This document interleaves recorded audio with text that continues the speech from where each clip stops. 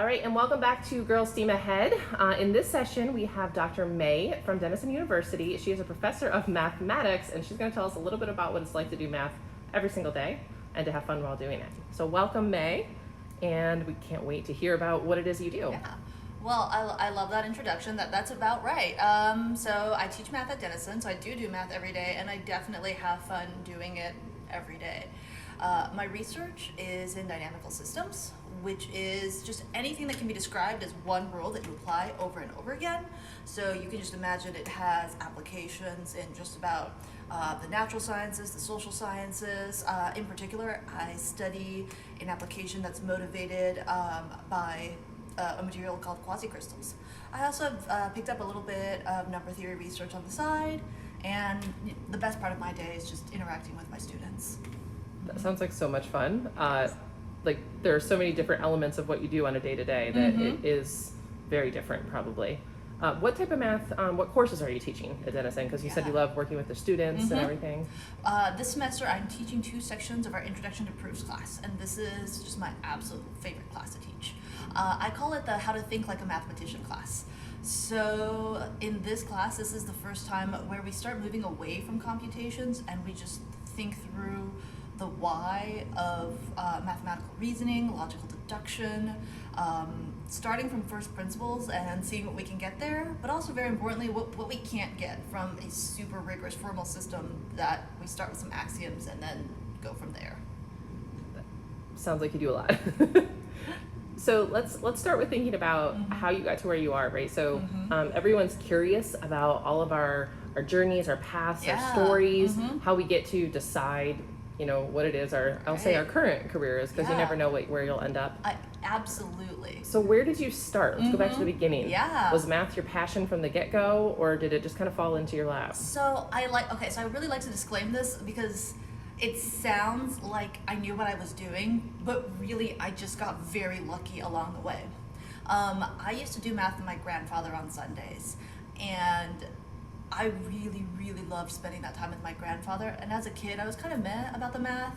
It wasn't necessarily enjoyment, but I had a lot of positive reinforcement about, you know, I was told I was good at math, but it didn't quite sink in. When I was about 14 is when I thought I wanted to be a mathematician. I had heard about Fermat's last theorem being proved by Andrew Wiles. I had this very romantic image that I would do math in an attic by candlelight. I don't know why. So I'm not that old. They had electricity when I was thinking this, but it was a very romantic existence. It was a very like monastic existence. So you know, I kept on doing it. It turns out I was wrong. So I was wrong on 2 counts. I was very wrong that math is an individual endeavor, and I was very wrong that I would have liked an individual endeavor. So it turns out that math is incredibly collaborative.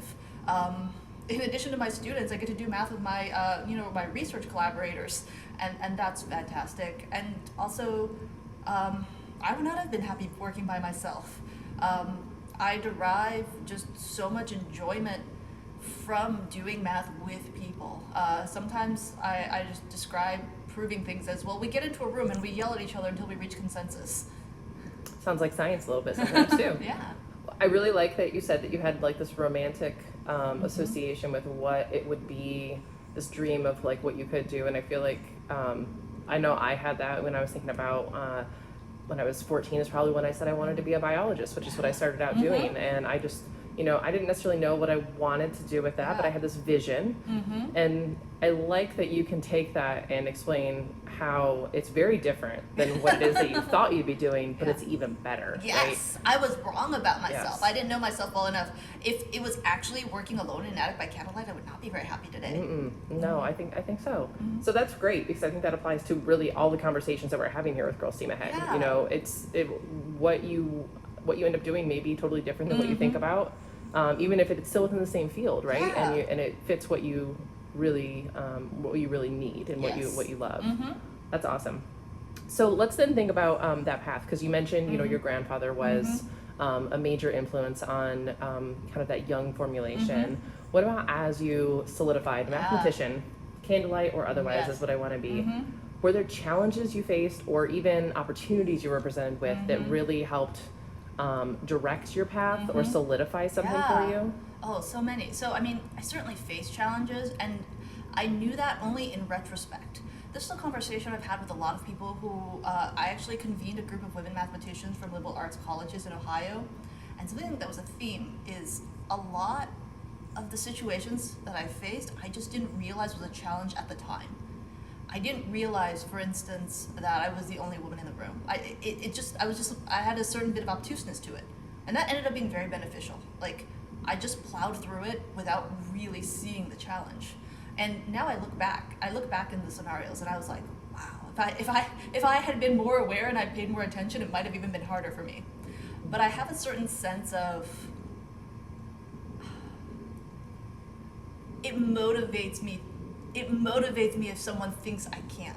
It motivates me if to get some sort of like message like, oh, are you sure you can do this? I'm like, yes, just watch and see. And I could see that really being demotivating for someone, and just sort of one of the aspects of my personality that's really helped me along the way is that in the face of that, it just really helps me rise up. And so I never, only in retrospect as an adult could I look back and see those as problematic situations, as challenges, but in the moment, it was just fuel for the fire. But I mean, you mentioned my grandmother. I've had so many mentors along the way. My high school mentor, Terry Hu, she was not at all in math. She was my high school journalism teacher and yearbook teacher, and she introduced me to all the great literature, just really helped me realize who I am. In my undergraduate, I had 2 professors and a TA, so Ted Slayman, Ken Rivet, Alex Barros, all of whom were just always there for me. In graduate school, my PhD advisor, Anton Gorodetsky, was huge. I had other mentors, Svetlana Jitomirskaya, Julian Tern, who were just like always there for me, always rooting for me, always pushing me along the way. And it's so easy to think that my accomplishments are mine. So, which is why I really want to name these people and be like, no, I had so many people in my corner just the whole journey. It's true though, because I like that you mentioned it's not even just your direct mentors in your field. There are so many people that help shape and support any person's journey as they go. And I think that it's important for us to look for those mentors as young adults, to really seek out those opportunities with the people who are supporting you no matter what your dream is. And that's why I love teaching now. So that's my opportunity to pay it forward. So I can look back and see how influential my mentors were, how much they gave, and I can't pay them back. So the only thing I can do is pay it forward. So what was your favorite math class in high school? Oh, so I had so many. Again, it was one of these things where I feel like so many people who come to me and tell me they think they're not good at math, it has nothing to do with ability. So if you're someone who thinks you're not good at math, so I am an expert in math, let me tell you, that's not a thing. It's not a thing. You might have, so people have to work different amounts to succeed, this is certainly true, but you can absolutely do it. I actually liked all of my math classes, but more specifically, I think I liked all of my math teachers. And that, that had such a positive influence on me. So if you're in a situation where you're thinking to yourself, maybe this is not for me, I just invite you, it's okay, just keep going. This is, in that moment, it's one blip, take another math class, just try it again, go in with a fresh start. I really and truly believe that everyone can do it, and everyone can enjoy it. And I think if you go in with a mindset that you'll enjoy it, it'll make it a lot better. Yeah, I agree. There's a lot of just like inherent perspective that gets pushed on our younger generations right now about how you can be bad at a subject, and realistically it is. It's exactly what you said. It's the amount of work that you put into it, and it's experiences you have. And so take another chance. Think about why it is that you even think that way, or what it is that's making you feel that way, because it could be something that is entirely unrelated. And I think that, that's a really great way to go about it, because otherwise you're just limiting yourself, and you don't want to be your own limiting factor. Be the one that helps you rise up, and not the one that helps you shut down. And sometimes so you have lots of adults in your life supporting you, but even one really offhanded comment by someone can just have such a big effect on a young person. So I'll give you all what I think is a great example. The first time I ran a mile continuously without stopping, I was 30 years old. Like I was just not that kid. I actually played a sport in high school, and I remember just feeling like this is something that people who started off running make a mistake, a really common mistake. If you don't really know how to run, you just sprint. You just start off in a dead sprint as hard as you can, and that does not last very long. So I could never run a mile because I would just start off just like as fast as I could.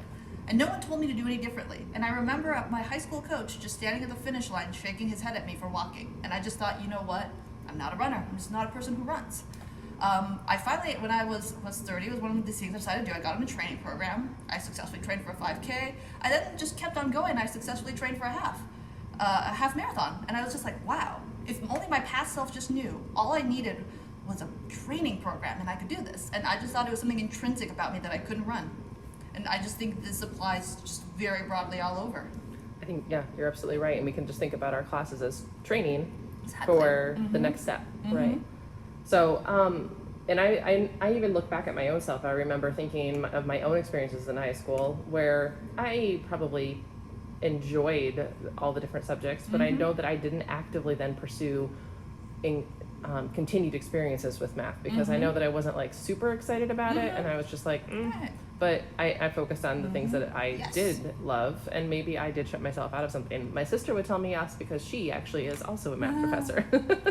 So she definitely opens my eyes to the different things that maybe I didn't experience that she did in the same classes, right? Well, I think you can choose to do things. So at any Yep. given moment, there's only 24 hours in a day. You'll choose Yeah. what you do, but you can make that choice. And the thing that I want you to think to yourself is, I'm choosing to do this, and never that I couldn't have done that other thing. You always could have. Yep. It's always that choice of what's your passion. Yes. Yes. So for the girls that maybe, or are any of our viewers that maybe are thinking math could be a passion of mine, right? It does excite me. It's something that I like to do. What can we do with math? So we can be a mathematician, Right. Maybe not by candlelight, like you said. Yeah. What else do you see from students that you work with or from your colleagues? How do we use math as a career? Yeah. So I really like this question because, if you're not independently wealthy, at someday you're going to need a job and you're going to have to support yourself. So a lot of our students, at Denison do go on to graduate school. They do try to pursue this career. A lot of our students do go on to teach, so secondary ed in math and also elementary. But a lot of what's happening nowadays in the era of big data, every company is doing analytics in-house. So people are using math to analyze things like, their shipping routes, their distribution patterns, what gets clicks on their website, and every company has it used to be small, and now it's an increasingly large department of people with backgrounds in mathematics and computer science look at this in-house. So a lot of my students work for companies that you don't necessarily think of, like Abercrombie or, that was the one that I was like, Abercrombie does their own in-house analytics. So you could have a title of analyst, and you'd essentially be a mathematician. For Abercrombie. For Abercrombie. So a lot of my students are getting jobs with titles with the word analyst in them, and just going off to work for companies that you don't necessarily think would hire their own analysts. That's a really interesting application of that, and you're right, because there's so much interest in, like what's the impact, the efficiency of the organization, and doing it in-house is one way they can have a really close eye on that. So analytics and business models and things that tie hand in hand, and so it's much more than just necessarily teaching math. Yes. And actively, yes. Yeah. Math is just, it's a language. I think the department that I feel the most like is not another science department, it's our modern languages department. So you can, whatever you want to talk about. So like you said, all sorts of business, we have insurance companies, that's another huge place that we send a lot of students to. But anything that you want to talk about, you can describe that with math. And then in some sense, it doesn't really even matter what this thing you're actually talking about is once you're in that sort of like mathematical space. Once you're using the right language. Yeah. So what type of advice would you give? So maybe we do have viewers that are interested in mathematics, or others who are like, I honestly never really thought about it, maybe I could. Yeah. What's the advice you would give somebody, middle, high school, college, or even look back at your 14-year-old self and say, here's what you need to do in order to move forward on this path? Okay. So one thing that I think people don't do enough is talk to themselves. So when I do math, I'm either writing or I'm talking aloud, which I know I'm in a room talking to myself aloud. It sounds a little crazy. But, when you're doing a problem, can you say back to yourself what you're doing and why are you doing it? If it feels rote, if it feels like I'm doing it because it's the way it's supposed to be done, like, you can go deeper. So this is going to sound like the weirdest thing coming from math, but like, it has a narrative. Give a narrative to your problems, and that will really solidify your understanding. And if you feel like you don't understand something, it's probably because you don't have the narrative yet. So that's my big sort of like self-test to make sure you understand what's going on. And my big sort of, once you have that, like once you can talk through what you're doing, then it's yours and you own it. So that's my, people who might be feeling like they're struggling with math, I think that's a really big tool. It's just, if you can just talk through what you're doing and why you're doing it, then you'll own the problem. That's great advice. What else are we missing? What do you think? Okay, so my one big piece of advice to all young people is to read a newspaper every day. It doesn't matter who you are or what you're interested in. It doesn't matter what the newspaper is. Be a citizen of the world. Be engaged. Be a participant in our democracy. Be an interesting conversationalist. Be interested in the lives of other humans, and that in turn will make you interesting. Great advice.